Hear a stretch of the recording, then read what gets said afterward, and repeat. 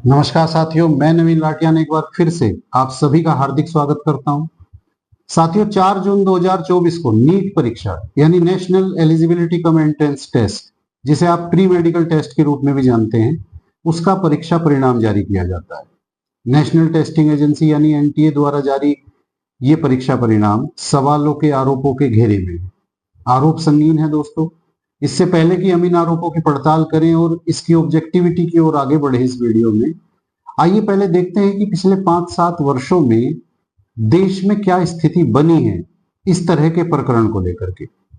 कुछ प्रमुख अखबारों की हेडलाइंस के जरिए हम ये जानने की कोशिश करते हैं कि आखिर किस तरह धांधलेबाजी और परीक्षा लीक के इस जिन ने न केवल लाखों लाख बच्चों के भविष्य को लीला है, बल्कि कहीं ना कहीं सरकार की पारदर्शी परीक्षा आयोजित कराने की क्षमता और नीयत दोनों पर ही सवालिया निशान खड़े किए हैं। आप देख सकते हैं कि किस तरह इंडियन एक्सप्रेस ने अपने इस आर्टिकल में बताया है कि पिछले 5 वर्षों में ही देश में 41 परीक्षा लीक की घटनाएं सामने आई, जो 15 राज्यों से संबंधित 1.4 करोड़ बच्चों से संबंधित है। आप ऐसा समझ सकते हैं कि देश में लगभग 1.5 करोड़ युवाओं को रोजगार मिला होता अगर ये परीक्षा लीक का जिन ना आया होता। द गार्जियन में छपे इस आर्टिकल को देखें, जिसमें बताया गया है कि कैसे देश में 7 वर्षों के अंदर 70 से अधिक परीक्षा लीक की घटनाएं सामने आती हैं। उत्तर प्रदेश के विशेष संदर्भ में जानना चाहें तो टाइम्स ऑफ इंडिया में छपी इस खबर को देखें साथियों, कि कैसे 2 वर्ष के अंदर ही उत्तर प्रदेश में 17 से अधिक परीक्षाएं रद्द करनी पड़ी परीक्षा लीक की घटनाओं के कारण। आप देख सकते हैं किस तरह लाखों करोड़ों बच्चों का भविष्य अधर में लटका है। नीट परीक्षा के आयोजनकर्ता के रूप में जब एनटीए जैसी संस्था सवालों के संदेहों के घेरे में आती है, तब ये चिंता और बढ़ जाती है। क्योंकि देखिए, नेशनल टेस्टिंग एजेंसी कोई छोटा मोटा भर्ती बोर्ड नहीं है। वो मिनिस्ट्री ऑफ एजुकेशन के अंडर में जो डिपार्टमेंट ऑफ हायर एजुकेशन है, उसकी एक मेन बॉडी है। इसका गठन किया गया था नवंबर 2017 में। इसका जो काम है वो ये है कि हायर एजुकेशन प्रोग्राम्स के लिए जितने भी एंट्रेंस एग्जाम, फेलोशिप एग्जाम है, ये उसको कंडक्ट कराती है। आप ये समझे कि अगर किसी भी बच्चे को इंजीनियरिंग के किसी हायर कोर्स में एडमिशन चाहिए, मेडिकल एंट्रेंस टेस्ट हो, फार्मेसी से संबंधित कोई कोर्स हो, मैनेजमेंट से संबंधित कोई कोर्स हो, अगर किसी भी बच्चे को इस क्षेत्र में आगे बढ़ना है तो उसका रास्ता एनटीए द्वारा कंडक्ट कराए गए एंट्रेंस एग्जाम से ही होकर गुजरेगा। तो इसकी महत्ता को आप देख सकते हैं। साथियों, आइए अब ये समझते हैं कि आखिर क्यों नीट परीक्षा का ये परिणाम विवादों के घेरे में है। देखिए, एनटीए द्वारा घोषित कार्यक्रम के अनुसार 14 जून को इस परीक्षा का परिणाम घोषित किया जाना था, जिसे 10 दिन पूर्व, ठीक उसी दिन जिस दिन लोकसभा चुनाव परिणाम भी घोषित किए जाने थे, जारी किया गया। तब मन में ये संदेह उपजना स्वाभाविक है कि आखिर ऐसा क्यों किया गया। कहीं ऐसा तो नहीं कि किसी बड़ी घटना के पीछे इससे जुड़ी हुई गड़बड़ियों को छिपाने का एक प्रयास हो। जब इसकी और जांच की गई तो अन्य गड़बड़ियां निकलकर सामने आई। जैसे इस बार ऑल इंडिया रैंक 1 जो रही बच्चों की, उनकी संख्या थी 67 बच्चों की ऑल इंडिया रैंक 1 रही। किसी भी चीज को समझने के लिए तुलनात्मक अध्ययन भी आवश्यक है। पिछले वर्ष यही संख्या 2 थी, यानी 2 बच्चे ऑल इंडिया रैंक 1 हासिल कर पाए थे। उससे पूर्व यानी 2022 में देखें तो 4 बच्चे ऐसा कर पाए थे। तो 2 और 4 के प्रपोर्शनेट अचानक से 67 बच्चे नंबर 1 पर आ गए। ये संख्या एक अव्यावहारिक और गड़बड़ी की ओर इशारा करती हुई संख्या लगती है। दूसरी विचित्र बात, देखिए 4100 प्लस सेंटर्स पर यह परीक्षा आयोजित कराई गई थी। अब इनमें से एक ही सेंटर से जुड़े 6 बच्चे ऑल इंडिया रैंक 1 हासिल कर जाते हैं और उस सेंटर से जुड़े टोटल 8 बच्चे रैंकर्स की लिस्ट में शामिल होते हैं। तो ये एक बड़ा विचित्र संयोग था, क्योंकि इतने सारे सेंटर के अगेंस्ट में और इतनी रिनोन्ड परीक्षा के अगेंस्ट में किसी एक सेंटर का ऐसा प्रदर्शन सवाल तो पैदा करता है। साथ ही 2 बच्चे 718 और 719 अंक हासिल करते हैं। देखिए, कुल मिलाकर 720 नंबर की परीक्षा होती है। हर एक सही जवाब के लिए 4 अंक दिए जाते हैं और हर एक गलत जवाब के लिए 1 अंक काट लिया जाता है। इसका मतलब आप ऐसे समझे कि अगर एक बच्चा किसी एक प्रश्न को सोल्व नहीं करता, तब उसको 5 नंबर का टोटल लॉस हो जाता है। एक तो उस सवाल को सही ना करने की एवज में जो 4 अंक उसको मिलने थे वो नहीं मिले और 1 अंक उसका निगेटिव मार्किंग में चला गया। अगर इस पैटर्न को समझोगे तो 720 में से 718 और 719 नंबर व्यावहारिक तौर पर संभव ही नहीं है कि आ जाए। या तो 720 आएंगे या तो 715 आएंगे। तो 718 या 19 नंबर आखिर आए तो आए कैसे? इसके बारे में एनटीए स्पष्टीकरण देता है कि उनको ग्रेस मार्क्स मिले हैं, यानी उन बच्चों को जो परीक्षा में लेट हो गए थे किसी कारणवश या परीक्षा पूरी नहीं कर पा रहे थे समय के हिसाब से, तो उनको वो ग्रेस मार्क्स मिले हैं। अब एनटीए से ये सवाल बनता है कि ये ग्रेस मार्क्स अगर दिए भी गए हैं तो इसका आधार क्या है?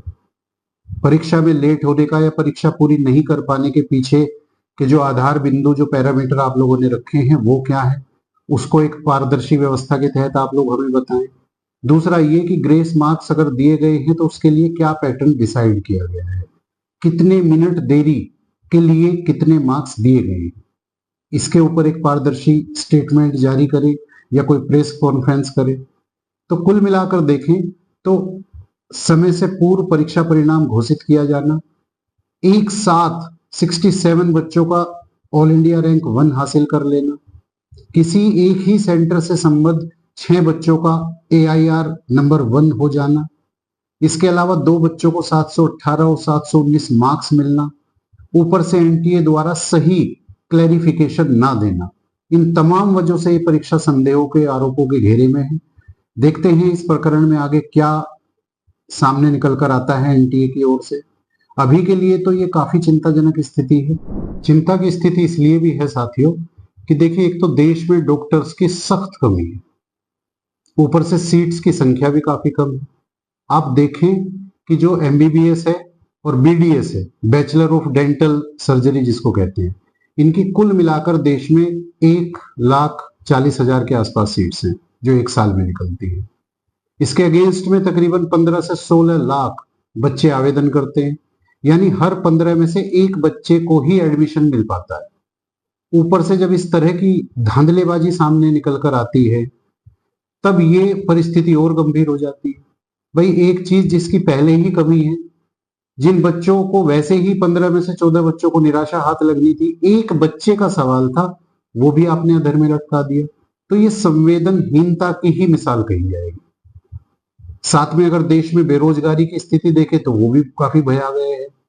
आप देश की जो अनएम्प्लॉयमेंट रेट है आप उसको देखें, 29.1% है वो, और ये आंकड़ा यानी 29.1% बेरोजगार है देश में, और इस बेरोजगारी की डेफिनेशन में केवल ग्रेजुएट को शामिल किया गया है, यानी ये तो वो व्यक्ति हैं जो ग्रेजुएट हैं। इसके अलावा 12th पास या 10th पास या अन्य श्रेणी में जो बेरोजगार हैं वो इस 29.1% के क्राइटेरिया से बाहर हैं। अगर उनको मिला दे तो ये संख्या काफी चिंताजनक हो जाएगी। तो साथियों, इन आंकड़ों के जरिए हम लोग देख सकते हैं कि किस तरह देश में बेरोजगारी की स्थिति एक भयावह रूप लेती जा रही है। केंद्र सरकार सहित सभी राज्य सरकारों को चाहिए कि वो इस तरह की घटनाओं पर अंकुश लगाए, एक पारदर्शी व्यवस्था के निर्माण में अपने कदम आगे बढ़ाए। देखिए, शिक्षा व्यवस्था और उसके अंतर्गत एक पारदर्शी परीक्षा प्रणाली, ये दोनों ही चीज न केवल देश के विकास के लिए आवश्यक है बल्कि देश रूपी वृक्ष की जड़ों में दिया जाने वाला जल है। यही वो जल है जिससे भविष्य के अंकुर फूटते हैं। अगर परीक्षा व्यवस्था या शिक्षा व्यवस्था में ही खोट आ जाता है तो देश को बर्बाद होने से फिर कोई नहीं बचा सकता। बतौर नागरिक ये हम लोगों का भी कर्तव्य है कि हम लोग ऐसा ना होने दें, सजग रहें, सतर्क रहें। देखिए, वो हम ही हैं जो व्यवस्था को बना भी सकते हैं, बिगाड़ भी सकते हैं, क्योंकि लोकतंत्र में सर्वोच्च शक्ति स्रोत जनता में ही निहित है। जब हम अपने जनप्रतिनिधियों को जीते जी भगवान बनाकर उनसे सवाल पूछना बंद कर देते हैं, अपने हक के लिए आवाज उठाना बंद कर देते हैं, तब व्यवस्थाएं खराब होना शुरू हो जाती है। जब हम सतर्कता के साथ, सजगता के साथ, अपने हितों को जानते समझते हुए तार्किक रूप से, साफ नियत से सवाल पूछते हैं, तब व्यवस्थाएं सही होना शुरू हो जाती है। यही लोकतंत्र है दोस्तों। मैं चाहूंगा कि आप लोग अपने इस कर्तव्य को पहचानते हुए एक जागरूक नागरिक के रूप में देश हित में, राष्ट्र हित में अपना योगदान सुनिश्चित करें। इसी आशा, इसी विश्वास के साथ मैं नवीन लाठियान आप लोगों से इजाजत चाहूंगा। जाने से पहले एक निवेदन आप लोगों से करना चाहूंगा और ये आशा करूंगा कि इस बार आप में से अधिकांश व्यक्ति मेरे चैनल को न केवल सब्सक्राइब कर लेंगे बल्कि वीडियो को लाइक और शेयर भी कर देंगे। देखिए, उत्साहवर्धन की आवश्यकता मुझे भी होती है और अगर आपके दिल को कहीं भी किसी भी बात से कहीं कोई क्षति पहुंची हो तो मैं क्षमा प्रार्थी भी हूँ। आप कमेंट के माध्यम से मेरे द्वारा की गई किसी भी त्रुटि के लिए भी मुझे अवगत करा सकते हैं। मैं आपका किसी का छोटा भाई, किसी का बड़ा भाई, किसी का बेटा हूं, तो मेरा ये फर्ज बनता है कि मैं आप लोगों से स्नेह निवेदन कर ही सकूं कि आप लोग मेरा उत्साहवर्धन करें, वीडियो को अधिकाधिक लोगों तक पहुंचाने में, इस मुहिम में मेरा साथ दें। नमस्कार।